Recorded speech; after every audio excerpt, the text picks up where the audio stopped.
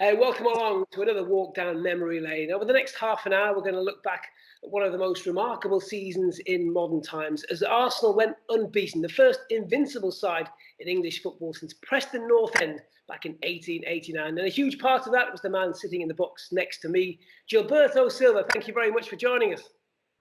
A pleasure, Andy. How are you? Okay? Gilberto, I'm really well. How are you? How's the family at this difficult time? The family is here with me in Brazil. I came to do some work in Brazil from London because we were living there since last September. I came to some work, 3 weeks ago, and then I came. Everything, changed in the UK, and we decided to bring the family as well. We are okay. Just in my hometown, just relax and wait for the moment to settle down. I hope you family are okay as well.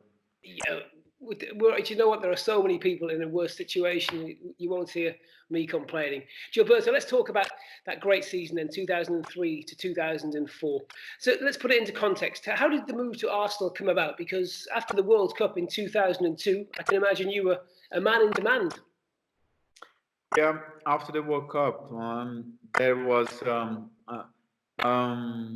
a few talks on the media about clubs, club in Germany, in Turkey, and in Spain, and Arsenal came about, and in the end, I decided to go to Arsenal.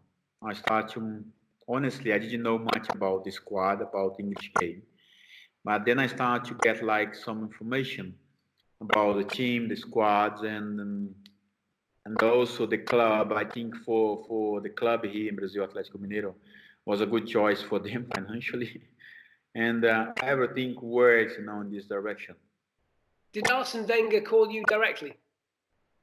No, we could not speak. I couldn't speak English by the time, but the team came to Brazil, and with on the time Big Law to speak to me and try to convince the president to sell me to Arsenal. It was quite tough for him to convince the guy because he was a tough man to negotiate. But in the end, he managed because David Dean is a is a master in the communication and to convince him to sell to sell me to Arsenal was for me was really important. Every from the first until the last day, the club. So what was it like when you walked into that dressing room? Talk me through some of the players that were there. Who were the real leaders in that team? Was it difficult for you then if you didn't speak English? The beginning was a little bit strange, when I remember arriving in Austria for the preseason before we started the competition and meeting all the guys there in the camp. And the first guy I've met, David introduced me was Ray Parlour, and was great, to see. Oh wow, I'm now in Europe, something like new for me. It amazes me, and but I could not speak, to talk to him. Just did my best just to say hello and him as well. And since then, we start just the training sessions, start to get engaged with the players. Some of them I could speak in Spanish, like Lauren, and the good thing that I had to do, he helped me a lot.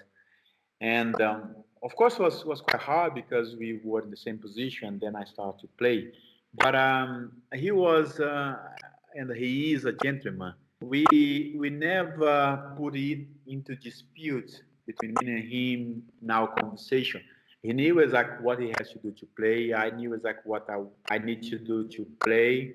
It's about the manager's choice, who he would choose to be on the field. But the mutual respect between us was amazing because we laugh about things, we spent a lot of time together. I came to his house many times. We spent time together in London, going to the restaurant, and still friends nowadays.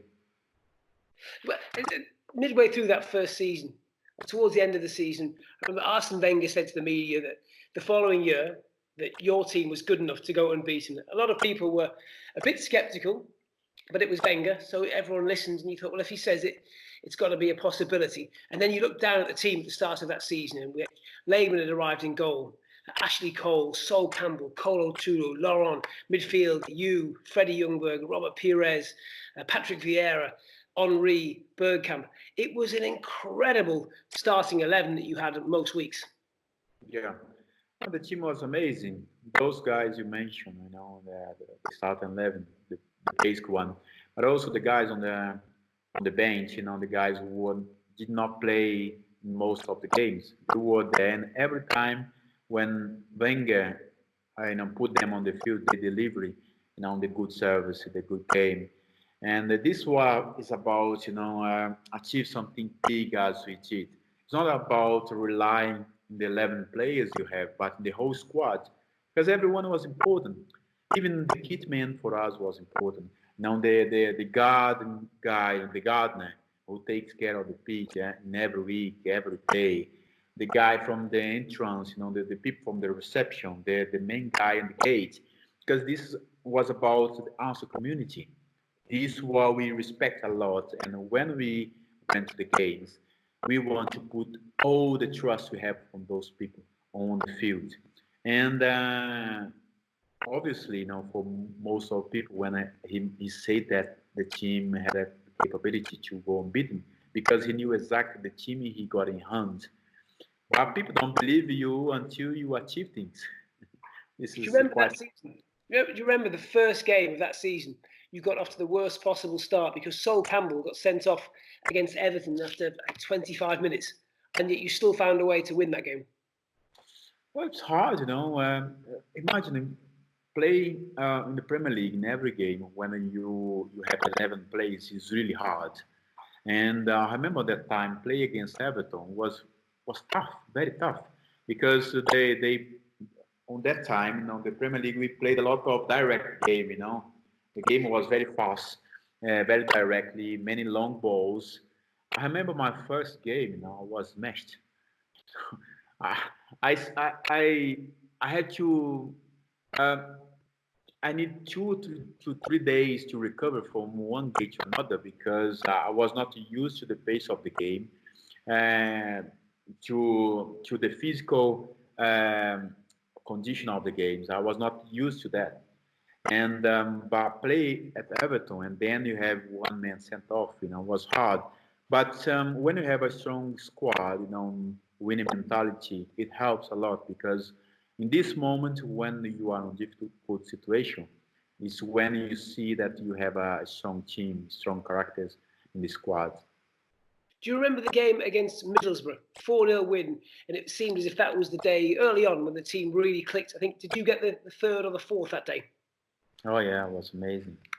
It was amazing. For me, it was really amazing when I had an opportunity to score a goal. It was not something common, just trying to protect for. And then I managed to score a goal on that day. It was great, and the way we were playing was amazing because if you looked on that team, Andy, we have like a tall team, very strong physically, but very good technique and fast when we had the ball. With Cherry, James giving him the ball, the last pass most of the time, sometimes with Pires or Fred. But this is how we manage things, um, helping each other. But I think the winning mentality in every day training session was really important when we had to play any kind of game. What about your battling qualities? Because one of the most famous games from that season came early on at Old Trafford. It was being christened the Battle of Old Trafford since then. Why was there so much aggro between the two teams? That's amazing. I missed that. This was great. It was a battle of two big clubs that want to beat each other. There was a big rivalry between both teams, and playing there was always difficult. You remember a season before? I think one season before I arrived, Arsenal with Sylvan Wiltor. Yeah. They won the league basically there over there, and to play against the Manchester United in any time, anywhere was going to be hard. And that day, we knew that. And all the stories came after Patrick being sent off, and the incident with Roy. Then he missed the penalty. Do Sorry? you think this Van Nistelrooy dived? Was too much. I think Patrick made not a very good reaction, but was not that much, in terms of Patrick hit him, and I don't think the referee had a good view from the position he was. And then, you have to accept in the end of the day. It's hard to accept, but you have to. But then, how can you hold the opponent? This was the main point for us: how to keep our focus, playing in a play at Old Trafford. And in the end of the game, and then they had a penalty. I said, "Oh my God, this is the game we are going to lose." Because listen, if we had lost that game, it was not something out of this world. It was something quite normal because you play against your main rival. And in the end, Nistelrooy missed the penalty, and all the things came out with Martin Keown, Ruud van Nistelrooy, and all the players, trying to confront each other. I think this was more just about the passion, not about that. Maybe the rivalry at some point was quite high or too much, but the passion of the players to win the games, was amazing. I remember many times speaking to Martin Keown, the way you see him talk about this, this passion. Because as an English guy, he understands exactly what it's all about. And for me, arriving in England, I always love to be talking to them after I learned the language, because I've learned the culture. Try to understand exactly what means every aspect of the rivalry about any club they played against. The next game that really stands out was the Liverpool game, and in particular, do you remember the Robert Pires winner there? Yeah, I have sometimes I miss some key points, on the games, but imagine the sequence we have played against Manchester United, and then have the Liverpool. It's a tough opponent. Again, you have in the sequence, and was important that we Arsene especially, the way he managed the squad was really important, because sometimes he changed one player, changed two players in the team, but we kept the consistency. I think this was the difference between us and many other teams on that time. Because people forget, although it was technically one of the most gifted teams we've seen in the Premier League, you had a real team of athletes as well.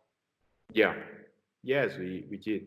It's like it's a good combination, honestly.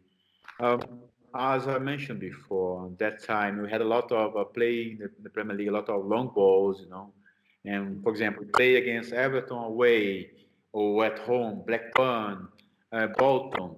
Is most of the game, from them was long ball. We have to be strong in the air, and that's why most of those games took me a few days to recover from one game to another. But you have to be ready for this battle. No, we had like a tall team, technically very good, but also fast in the counter attack.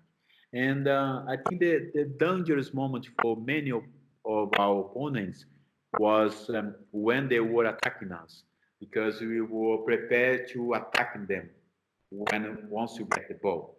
We carry on the left, just wait for the right moment when you get the ball back and pass the ball to him, and he was fast enough to beat any defender in front of you. He just had that ability, didn't he? Just to cut in off the wing, come inside and produce something stunning. When was the first time, though, that you all talked about the possibility of going a season unbeaten? When did you first discuss it among yourselves? Honestly, I think we just heard more from the media than talk between ourselves. I think the only time really we spoke about it very open was after win the game against Tottenham and became It's the league. champion. Well, exactly, 4 games in hand. Because Arsene came to us and just said, "Listen, you won the league, 4 games in hand, but you can do something, that people will never forget. You can do something special and go all the season beaten. And you are able to do this. You can do it. It's when because for us it was just about win the games and go and deliver, achieve the result we trained for during the week.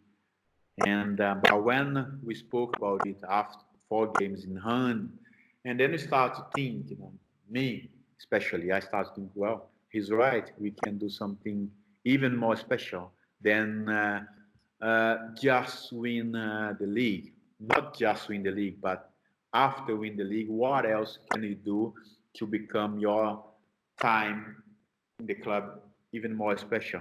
You beat Liverpool at Highbury, and it was you just gone out of the FA Cup, just gone out of the Champions League, and it felt as if I think that was early April that the momentum was just slipping away. And then Liverpool went ahead twice at Highbury, and twice you had to come back to win the game. And it just felt as if that was the day when everything was re-energized, and you thought, yeah, actually, this might happen. This was a very tough day, Andy. As you mentioned, we had 2 knockouts in 2 different competitions. It seems like everything is fall apart, and on your shoulder you cannot hold, the pressure at some point. And then you had, a strong team to play against.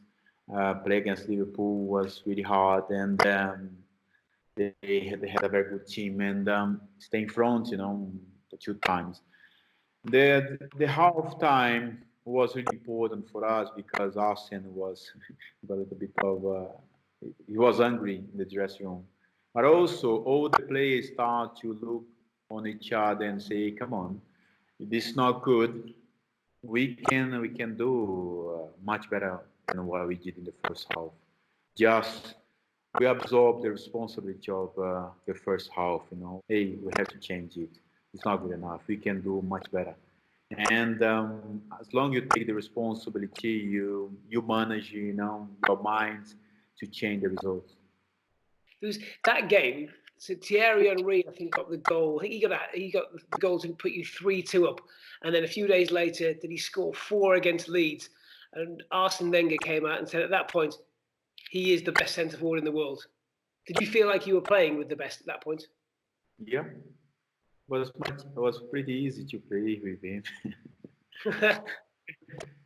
As I mentioned, for me, it was just stay in front of the back four and try to get the ball back and play alongside Patrick was amazing.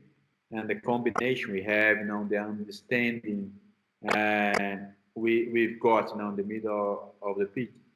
And then, for us, get the ball back and pass to Cherry, we knew that something special would come from him because he was very straightforward, try to get to the goal and score.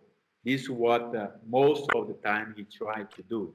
And when you look on his goals, from the back, seems like he was doing things very easy, but because he was always focused, how to score the goals. He was obsessed, to score the goals and look forward, try to beat the opponent. It's for sure he had a fantastic moment. We could say that he was like the best in the world. Now, as an Arsenal fan, I imagine the best place to win the Premier League title must be not necessarily at Highbury, but at White Hart Lane. And you did it second time in history. Arsenal clinched the title at Tottenham. What was that like? Very special. Very special. especially as you say, as an Arsenal player, for Arsenal fans, to become champion um, on your main rival uh, stadium, something does not happen every time, every day. And when it happened to us, the funny thing is that I think we drew the game, but the combination of the results, gave us the title. And I remember that Jens Lehmann went to the dressing room very angry because of the result. He was there shouting, and then Arsene told him, Jens, we are champion. I think he didn't pay attention on it. Yeah. And side with us and start to celebrate together. But uh, he is very special. It make all the season, from the first game until the last game, very special. And then you have uh, this other element to win the league, at White Hart Lane, make even more special for all Arsenal people. Unbelievable day. But so you've won your champions. You've won the Premier League again, but you've got 4 games to go to try and make yourselves invincible. As you said, Arsene Wenger's telling you this is historic. What were those 4 games like? Were they nervy for you? Did you become almost aware of not losing rather than trying to win? Well, was strange at some point because inside of your mind you know that you are champion, but you have 4 games to play, and how you approach those games. I think what was really important for us is to have Arsene to guide us, to keep the focus in a high level, because otherwise it's very easy to lose your focus. And the instructions he gave us, he told us, listen, you can become immortals for the club. You can achieve things maybe nobody achieved here before. And let's let's focus in win the league without losing the game. And is at some point it's funny to think about that because looking back at the beginning of the season when I told to the press he believed that the team could go unbeaten. It seems like after a few months, come to the end of the season, it's just reassure, for us that he believed in us. Come on, you can do it. And but it was quite tough for us, to keep the same focus. And at some point, the opponent want to beat you as well. It's a different game for them. Oh, this team did not lose any game. And let's make our best to beat them. The games became even harder for us to play until the last game of the season. Is that the greatest individual season in the history of English football, do you think? I I think so. We can say that, like in terms of achievement, whole achievement, in terms of getting go all season beaten. But of course, we have seen some other, special teams in the league doing some great jobs, and you have to respect that. But we must say, from our time that we have to be proud for everything we have done, to be unbeaten for the whole season, the Premier League, which is not easy. Since then, nobody has done the same. And Liverpool was closed, Manchester City was closed, I think 2 years ago. But you know, which for me proves how difficult it is to win the league unbeaten, and especially the Premier League. Gilberto, it was an incredible season. It was amazing. It's like talking to you and to any other person about the season. It seems like I visualize everything very close now. See some moments. It bring me fantastic memories from that time. It's amazing.